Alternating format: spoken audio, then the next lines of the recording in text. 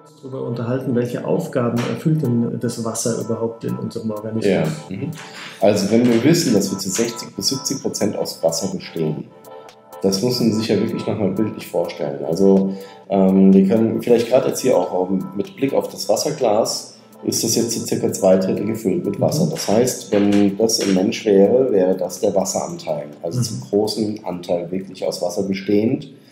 Und das ist deswegen der Fall, weil Wasser eine wesentliches Aufgabengebiet hat. Das heißt, Wasser hat im Bereich des Blutes wesentliche Aufgaben. Das heißt, das Blut besteht zum Großteil aus Wasser, aus Flüssigkeit, nebst den Zellbestandteilen und hat da natürlich entsprechende Aufgaben, auch dann die Organe zu versorgen mit Nährstoffen, ja, aber auch zugleich zum Beispiel Gifte abzutransportieren. Gifte, die im Rahmen von Stoffwechsel, Verbrennungsprozessen entstehen oder aber auch durch anderweitige Prozesse oder Gifte, die zugeführt wurden, abzutransportieren, aus dem Körper herauszutransportieren.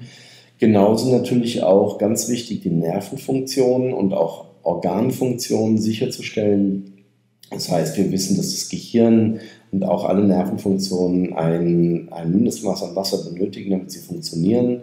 Denn wir haben dort letztlich elektrische Übertragungen, elektrische Signale, die weitergeleitet werden müssen, und dazu brauchen wir Wasser. Genauso wie dass, wenn Sie die Nieren, die Leber anschauen, wir brauchen einfach zur Erhaltung dieser Organfunktion entsprechendes Wasser.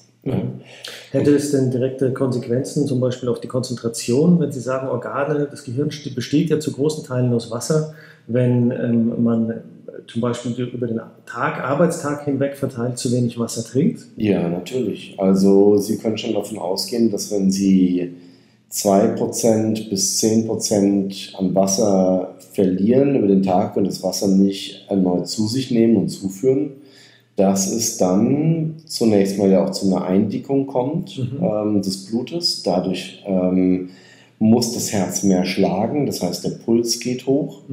Und das ist eine Last, die auf das Herz letztendlich sich auswirkt, auf den Herz-Kreislauf, das Herz-Kreislauf-System, aber natürlich auch relativ schnell und zügig dann schon zu Denkschwierigkeiten oder auch Konzentrationsschwierigkeiten kommen kann, weil ganz einfach die nervalen, neuronalen Funktionen letztendlich an Fähigkeiten verlieren und abnehmen.